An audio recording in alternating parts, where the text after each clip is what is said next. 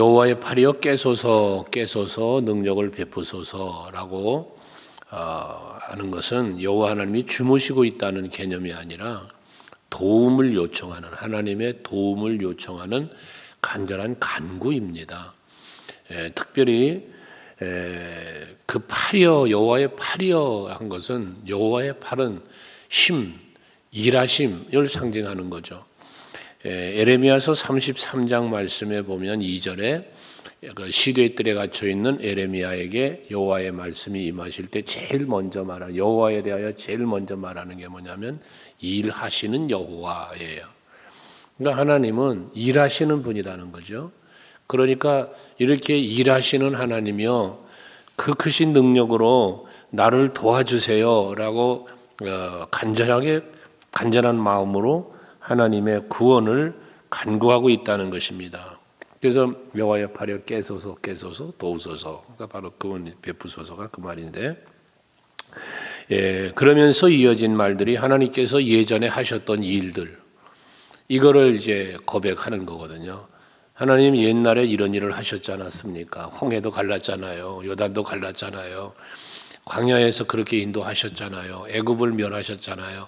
그러니까 하나님이 하신 일들, 가나안의 족속들도 하나님이 멸하시면서 저들에게 주셨던 그 지나온 날들에 하나님이 하셨던 구원의 역사들을 이제 고백을 하는 거죠. 하나님의 그 역사하심의 모든 구원함을 일하셨음을 기억하고 있는, 그걸 또 믿고 있는 이 믿음의 고백.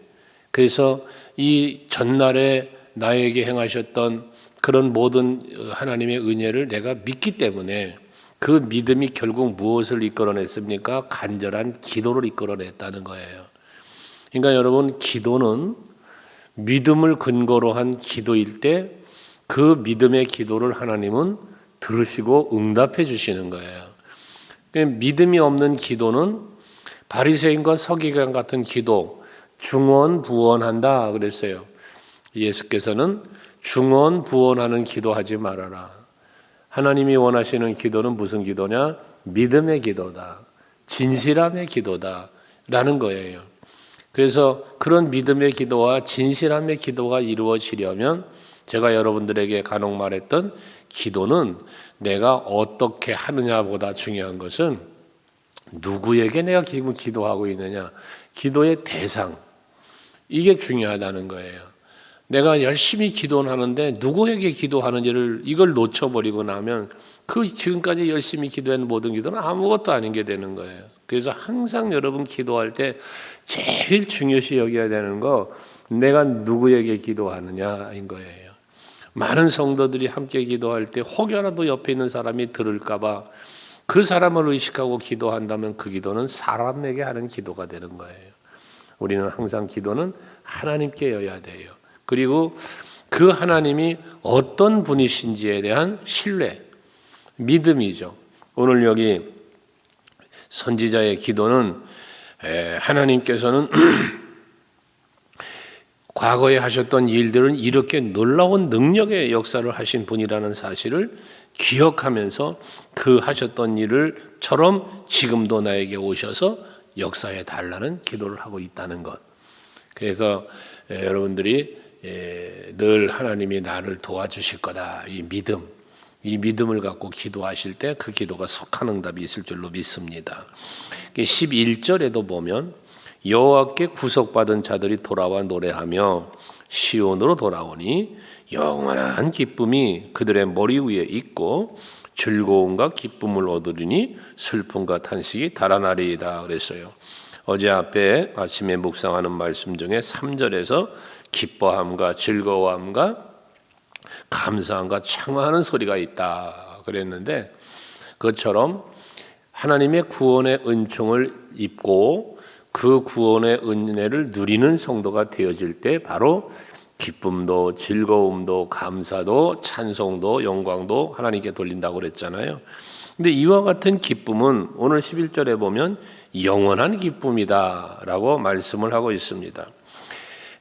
하나님께서 여러분 우리에게 주시는 그 기쁨, 구원의 은총은 영원한 거예요. 잠시 주었다 걷어가시는 게 아니고 한번 베푸시는 구원의 은혜는 영원한 거예요. 그래서 우리의 그 누림도 영원한 게 되는 거고, 우리가 그런 의미에서 하나님께 감사도 영원해야 되는 거예요. 어떤 순간에는 불평하고 원망하고 이스라엘 백성들이 그랬잖아요. 애굽에서 출애굽을 하니까 얼마나 좋았어요. 근데 홍해 바다 앞에 오니까 불평해요. 홍해 갈라지니까 또 노래하며 건너가요. 그러다가 엘림의 쓴물을 만나니까 또 불평을 해요. 이게 백성들의 모습이단 말이에요. 그럼 예수를 믿지 않는 사람들, 은혜를 받지 않은 사람들과 뭐가 다르냐고 말이에요. 차이가 뭐가 있냐고 말이에요. 없잖아요. 우리는 영원한 기쁨을 누릴 수 있는 놀라운 은혜와 복을 우리는 받았으니 그 은혜를 우리가 늘 기억하며 늘 감사하고 늘 찬송하고 늘 기뻐하고 늘 즐거워하는 이런 영원한 기쁨이 여러분의 누림이 될 수 있기를 바랍니다. 그러니까 그렇게 간절히 간구할 때에 12절 보면 이르시되라고 말씀하며 하나님의 응답이 이어지잖아요. 이 아침에도 여러분들이 기도할 때에 하나님께서 여러분들에게 이르시되 하며 응답 주시는 은혜가 있기를 원해요. 오늘의 주시는 말씀이 여러분의 기도에 응답이 될 수 있게 원하고, 우리가 예배하며 받는 말씀, 매일 아침마다 주시는 말씀이 여러분 삶의 현장에 은혜와 응답이 되어야 되거든요. 근데 오늘 하나님께서 뭐라 말씀하시냐면 너희를 위로하는 자는 곧 나이니라 그랬어요. 너희를 위로하는 자는 나다. 결국 하나님은 무슨 위로하시는 하나님이라는 거예요. 위로하시는 하나님. 고린도후서 1장에 보면 위로하시는 하나님에 대하여 말씀을 계속 꺼서 위로 반복적으로 위로하시는 하나님을 말씀하고 있는 것처럼 하나님은 우리에게 위로자가 되십니다. 그렇다면 우리는 하나님으로 인하여 위로를 받아야 돼요. 우리가 때로는 힘들고 때로는 괴롭고 두렵고 근심 생기고 여러 가지 일들이 생기겠지만 그때에 하나님을 바라보니 하나님 앞에 기도하니 하나님 앞에 예배하니 힘이 생기고 그 위로 하나님의 위로예요. 그 사람을 보며 세상을 볼 때 만족함이 없지만 나의 하나님 그분을 볼 때 나는 만족하겠다는 거예요. 여러분 하나님의 그 위로가 여러분들에게 가장 큰 위로가 되기를 원합니다. 세상 것의 위로가 있어요. 세상의 위로가 있습니다. 돈으로의 위로, 뭐 선물로 주는 위로, 다양한 위로가 있어요. 말 한마디의 위로, 이 세상에서 주는 사람들에 의하여 주는 환경으로 주어지는 위로가 있습니다.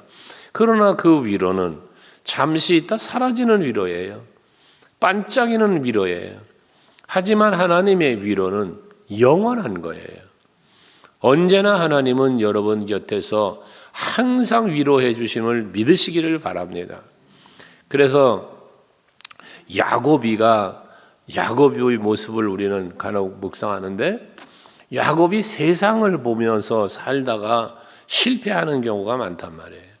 그러나 하나님의 위로를 받고 하나님의 은혜를 받았을 때 제자리로 와요. 요셉이 늘 그 미움받고 그러다가 애굽의 노예까지 가지만 거기서 하나님의 위로를 힘입고 그는 형통한 자가 되어지는 복도 받게 되는 것처럼 여러분 하나님의 위로가 가장 큰 위로요. 참 여러분들에게 평안을 주는 위로가 되기를 원합니다. 이렇게 하나님의 위로를 위로하는 하나님이 계시니 두려워하지 말라는 거예요. 너는 어떠한 자이기에 죽을 사람을 두려워하며 풀같이 될 사람의 아들을 두려워하느냐. 여기 죽을 사람을 두려워한다, 풀같이 될 사람을 두려워한다는 건 결국 지금 자기를 압박하고 있는 이 바벨론의 권세자들을 말하는데 이들 하나님이 다 죽여버리실 거단 말이에요. 다 풀같이 될 거란 말이에요. 그러니까 두려워하지 말라는 거예요. 근데 그 앞에 뭐라 그랬어요? 너는 어떤 자이기에 그랬어요. 너는 어떤 자이기에. 예, 어제 아침에도 말씀드렸고 자주 드리는 말이지만 여러분은 누구십니까?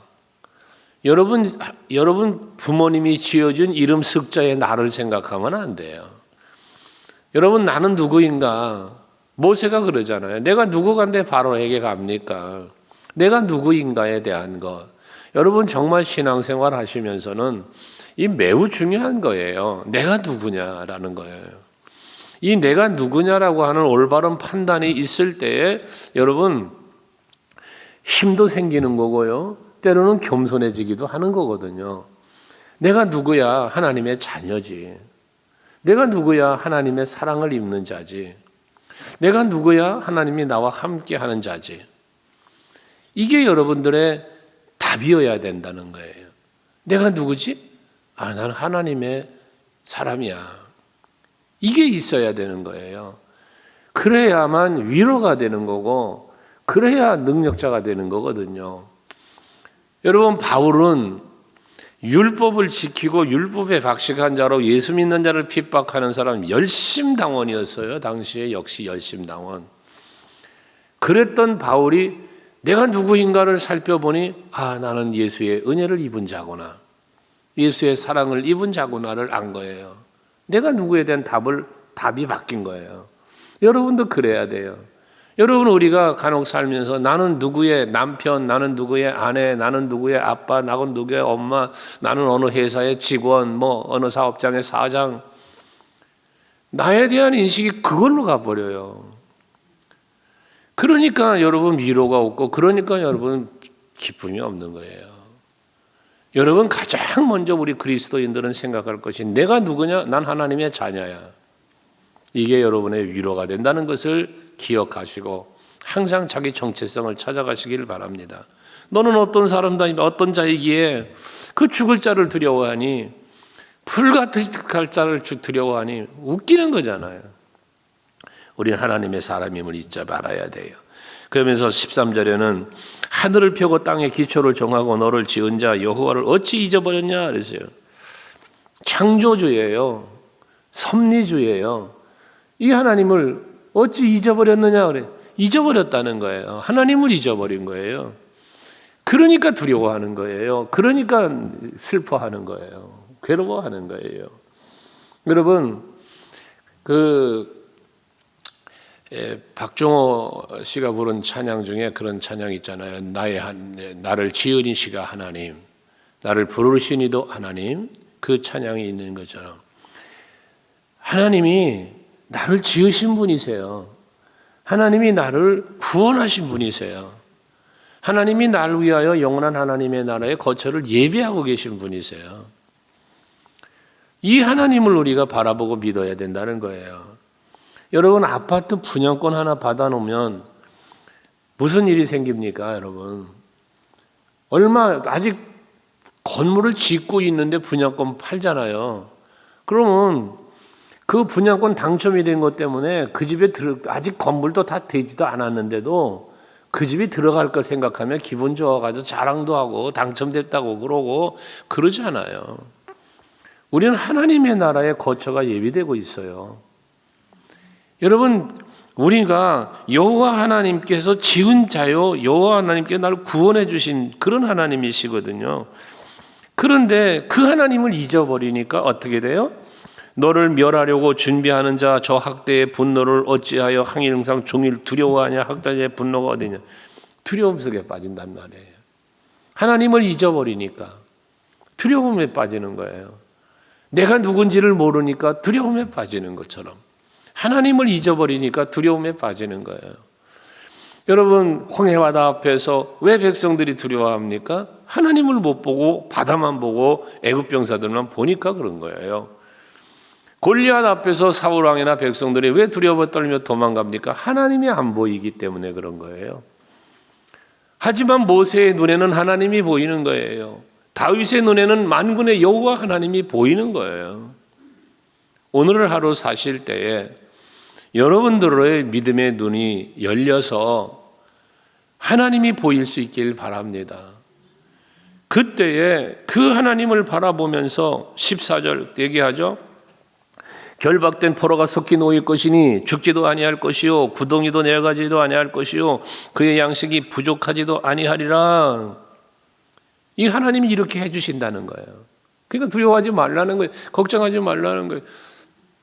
아까 일하시는 하나님을 말했는데 하나님은 언제나 내 곁에 나를 도와주시는 하나님이라는 거죠. 물에 빠져가는 베드로 주여 나를 도우소서 하니 손을 내 즉시 내밀어 건져주시는 예수님처럼 여러분 아침마다 나와서 기도하시는데 기도했으면 도와줄 걸 응답 주실 걸 믿어야 되는 거단 말이에요.